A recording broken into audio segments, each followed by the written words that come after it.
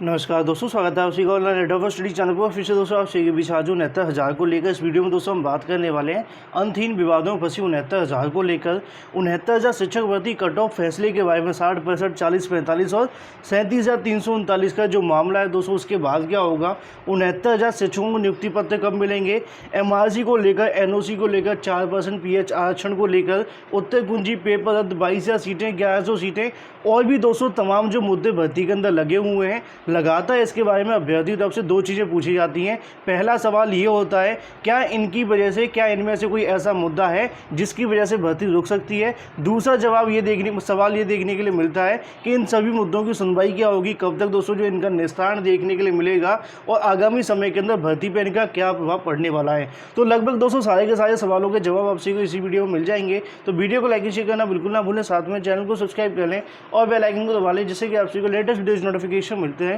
चलिए दोस्तों वीडियो शुरू करते हैं। तो सबसे पहले दोस्तों मैं आप सभी को बताना चाहूँगा, चाहे MRC का मुद्दा हो, NOC का मुद्दा हो, PH आरक्षण का मुद्दा हो, उत्तर कुंजी पेपर दर्द, EWS ओवरलैपिंग, 22,000 सीटें, 1100 सीटें या फिर दोस्तों अन्य कोई भी अगर मुद्दा रह गया तो उसके बारे में, जैसा कि कॉमन नंबर वाला मुद्दा था कि कॉमन नंबर क्यों दिए गए हैं ना, तो इस प्रकार की जितने भी मुद्दे दोस्तों यहाँ पर लगे हुए हैं उनकी सुनवाइयों को लेकर जो अभ्यर्थी पूछते हैं उनको बताना चाहूँगा कि इन मुद्दों की दोस्तों सुनवाई की तारीख अभी निर्धारित नहीं है, क्योंकि न्यायालय बंद था। अब ऐसे में दोस्तों अगले हफ्ते से न्यायालय खुलेगा, तो जब कॉजिस्ट आएगी तब आपको इसकी सुनवाइयाँ देखने के लिए मिलेंगी। लेकिन MRC पे दोस्तों NCPC की तरफ से सुनवाई होने वाली है, जो कि दोस्तों 20 तारीख को आपको देखने के लिए सरकार के जवाब के ऊपर ही दोस्तों निर्भर करेगा कि वहाँ पे दोस्तों NCPC से क्या रिस्पॉन्स आपको देखने के लिए मिलता है। लेकिन MRC को लेकर अभी हाईकोर्ट में दोस्तों सुनवाई होना बाकी है, जिसपे सरकार की तरफ से अभी तक जो जवाब है वो नहीं दिया गया है। तमाम अपडेट दोस्तों ये भी देखने के लिए मिलती है। मैं आपको बताना चाहूँगा कि PH NOC के या फिर दोस्तों अगर बात के अन्य जो मुद्दे लगे हैं इनकी सुनवाई क्यों नहीं हो पा रही है। इनकी सुनवाई इसलिए भी नहीं हो पाती क्योंकि सरकार की तरफ से PH कैटेगरी की बात करें या फिर जितने भी आरक्षण संबंधित मुद्दे हैं इन पे काउंटर नहीं दिया गया है। लेकिन जो EWS का मामला था उस पर काउंटर आ गया था। काउंटर आने के बाद में आपने देखा कि मामला लिस्टेड हुआ था, लेकिन उस दिन दोस्तों कोर्ट के अंदर सुनवाई नहीं हो पाई। तो ऐसे में दोस्तों अगली सुनवाई तक आपको इंतजार करना पड़ेगा। उम्मीद है दोस्तों अगले हफ्ते आपको सुनवाई देखने के लिए मिल जाएगी। वहीं आंशिकी के मुद्दे के बारे में आप सभी को बताएं कि 20 तारीख के बाद में सुनवाई आपको देखने के लिए मिल सकती है। 2 हफ्ते का समय मांगा गया था, जो कि लगभग दोस्तों पूरा होता हुआ दिखाई दे रहा है। अब ऐसे में आंशिकी मुद्दे की भी सुनवाई होगी। लेकिन दूसरी तरफ दोस्तों अगर बात करें, एक सबसे बड़ा सवाल देखने के लिए मिलता है कि कौन कौन से ऐसे मुद्दे हैं जिनकी वजह से आगामी समय के अंदर सुप्रीम कोर्ट से फैसला आ जाता है और फैसला आने के बाद में भर्ती लटक सकती है। तो बिल्कुल दोस्तों मैं आप सभी को बताना चाहूँगा, पहले दोस्तों जितने भी आरक्षण के मुद्दे हैं उनकी वजह से दोस्तों आगामी समय के अंदर भर्ती प्रक्रिया पर एक बड़ा प्रभाव आपको देखने के लिए मिलेगा। चाहे दोस्तों कोई भी आरक्षण का मुद्दा लगा हुआ है, अगर दोस्तों उसके अंदर कोई बदलाव होता है, बदलाव के इन द सेंस कि कोर्ट की तरफ से दोस्तों कहा जाता है कि 3 की जगह 4% दिया जाएगा या फिर MRC पे दोस्तों कुछ देखने के लिए मिलता है, तो ऐसे में दोस्तों आपको जो बदलाव है वो देखने के लिए मिलेगा। तो जितने भी आरक्षण के मुद्दे हैं वो काफ़ी ज़्यादा गंभीर हैं। अब आंशिकी को लेकर दोस्तों अगर बात करें, जैसा कि आपको पता है कि आंशिकी पे अभी दोस्तों विवादित प्रश्नों को लेकर बहस होनी है। लेकिन दोस्तों अगर इसकी पहली सुनवाई होगी, जिस दिन दोस्तों बहस देखने के लिए मिलेगी, लगभग मान के चलिए 80% जो केस होगा दोस्तों उसी दिन फाइनल हो जाएगा कि जज साहब का रुख दोस्तों किस तरफ जाता हुआ दिखाई दे रहा है, जैसा कि दोस्तों हमने देखा भी था। क्योंकि इस केस की जो सुनवाई करने वाले पंकज कुमार जायसवाल सर करेंगे, तो ऐसे में दोस्तों आप सभी को पता है कि वहाँ से मामले काफ़ी ज़्यादा जल्दी दोस्तों निस्तारित होते हैं। ज़्यादा लंबी बहस नहीं होती, लेकिन तारीख दोस्तों लंबी लग जाती है। तो ऐसे में दोस्तों आंशिकी का मुद्दा भी दोस्तों कहीं ना कहीं प्रभावित कर सकता है। दूसरे मुद्दे जैसा कि दोस्तों आपको पता है 1100 सीटों का मुद्दा है ना, 22,000 सीटों का भी मुद्दा है। इसके बारे में भी अभ्यर्थी पूछते हैं कि 1100 सीटों वाले जो मुद्दे लगे क्या इससे कोई प्रभाव पड़ेगा।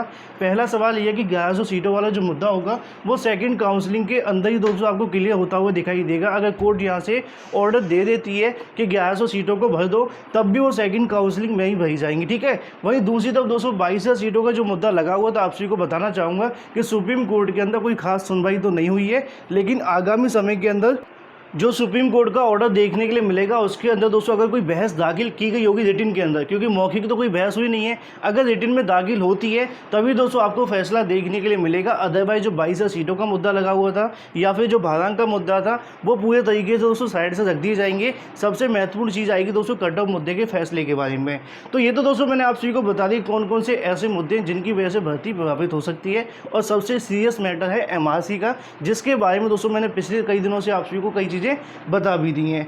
तो ऐसे में दोस्तों अगर बात करें अंतहीन विवादों में फंसी 69,000, तो अंतहीन का मतलब क्या मैं आपको समझाना चाहूँगा। जैसा कि दोस्तों आपको पता है कि 69,000 भर्ती के अंदर कुछ मुद्दे ऐसे भी लगे हुए हैं, जब आप सभी को नियुक्ति मिल जाएगी, नियुक्ति के बाद भी दोस्तों मुद्दे वो चलते रहेंगे। चलने का मतलब है कि बाद में दोस्तों अपने आप खत्म हो जाएंगे। जैसे कि एक पेपर रद्द का मुद्दा है।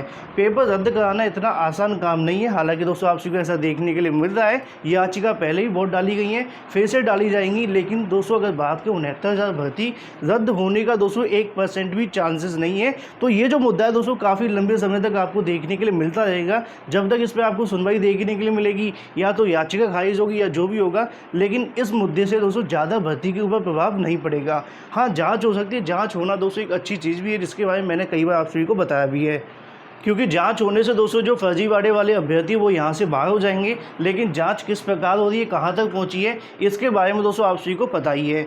वहीं दूसरी तरफ दोस्तों अगर बात करें इन सभी मुद्दों के बीच में एक सवाल ये भी देखने के लिए मिलता है कि 69,000 भर्ती कब तक पूरी होगी, कब नियुक्ति मिलेगी। जैसा कि अभ्यर्थी लगा था इस दिन का इंतजार तो करें, दिन आ भी गया था, लेकिन दोस्तों कहीं ना कहीं छोटी सी लापरवाही की वजह से मामला लटक गया। अब यहाँ पर दोस्तों अभ्यर्थी तरफ से पूछा जाता है कि हमें नियुक्ति कब तक मिलेगी। पहले उम्मीद थी कि अगस्त के एंड में मिल जाएगी, लेकिन अगस्त का एंड होते होते सभी को नियुक्ति की जगह पर उनके डॉक्यूमेंट्स वापस किए जा रहे हैं। आगामी दोस्तों समय आने वाला 5 सितंबर का, क्या तब तक नियुक्ति मिल पाएगी? इसके ऊपर दोस्तों अभी भी क्वेश्चन मार्क है, क्योंकि आप सभी को पता है कि यहाँ पर जब तक सुप्रीम कोर्ट का फैसला नहीं आ जाता, सुप्रीम कोर्ट का फैसला दोस्तों अगस्त के अंत तक भी आ जाता है, 21 तारीख तक भी आ जाता है। तो ऐसे में दोस्तों 5 तारीख तक आपकी जो काउंसलिंग नियुक्ति कराना संपन्न तो है, कोई प्रॉब्लम नहीं हो पाएगी। लेकिन दूसरी तरफ आप सभी को पता है कुछ मुद्दे ऐसे लगे MRC वाला, जो कि 20 तारीख को सुनवाई होने वाली है, और उसके बाद दोस्तों भर्ती की दिशा और दशा सारी तय हो जाएंगी। सरकार की तरफ से डाटा दिया जाएगा, नहीं दिया जाएगा, पिछड़ा वर्ग आयोग की तरफ से भर्ती पे जो स्टे लगाया गया था उसका क्या प्रभाव, क्योंकि यहाँ पे 69,000 शिक्षक भर्ती के लिए दोस्तों अगर बात करें पिछड़ा वर्ग जो आयोग है उनकी तरफ से दोस्तों यहाँ बिल्कुल सीरियस लिया गया मुद्दा। तो आगामी समय के अंदर काफ़ी ज़्यादा महत्वपूर्ण रहेगा 20 तारीख को होने वाली सुनवाई। उसी के बाद दोस्तों आपको जो क्लियर होगा, अगर उससे पहले या उसके आसपास 69,000 भर्ती कट ऑफ मुद्दे का ऑर्डर आ जाता है और सरकार वहाँ पर जवाब दे देती है, तो दोस्तों आप सभी को जो देखने के लिए मिल रहा है 5 सितंबर को नियुक्ति पत्र, वो मिल तो सकते हैं। लेकिन दूसरी तरफ दोस्तों आप सभी को बिल्कुल मैंने बता दिया है कि 2 चीज़ों पर निर्भर करेगा। पहला सुप्रीम कोर्ट का फैसला, अगर दोस्तों एज इट इज़ आपको फैसला देखने के लिए मिल जाता है, जैसे कि हमारी संभावना भी है, इसके बारे में कई बार मैंने आप सभी को बताया भी है, तो दोस्तों यहाँ पर भर्ती प्रक्रिया शुरू कराने में ज़्यादा आपको इंतजार नहीं करना पड़ेगा। तो ये तो दोस्तों बात हुई थी आप सभी के सामने 69,000 के बारे में, लेकिन MRC पर जवाब देना पड़ेगा, जिससे कि आगामी समय के अंदर भर्ती प्रक्रिया के अंदर कोई व्यवधान ना आए। दूसरी तरफ दोस्तों सबसे बड़ा सवाल ऐसा भी देखने के लिए मिलता है, जैसा कि दोस्तों आप सभी को पता है 69,000 शिक्षक भर्ती के फैसले आने में भी देरी हो रही है सुप्रीम कोर्ट से। अभी तक दोस्तों आपका जो फैसला है वो नहीं सुनाया गया है। जैसा कि दोस्तों हमने आप सभी को बताया कि आपकी जो बेंच है वो नहीं बैठ रही है, इस वजह से भी आपका जो फैसला थोड़ा सा डिले हो रहा है। तो ऐसे में फैसला कब तक आएगा इसके बारे में दोस्तों आप सभी को बताया गया अगले हफ्ते तक आने की संभावना, लेकिन जब तक बेंच नहीं बैठेगी तब तक नहीं आएगा। तो ऐसे में दोस्तों 18 तारीख तक आपकी जो बेंच है वो नहीं बैठ रही है। मैं आपको याद दिलाना चाहूँगा डबल बेंच के अंदर भी हमने ऐसा देखा था, जो पंकज कुमार जायसवाल सर थे उनके साथ में कर्नल सिंह पवार सर आए थे। तो ऐसे में दोस्तों आपका फैसला भी आ गया था। तो थोड़ा सा पेशेंस रखिए, जैसे ही फैसला आएगा आप सभी को बताया जाएगा।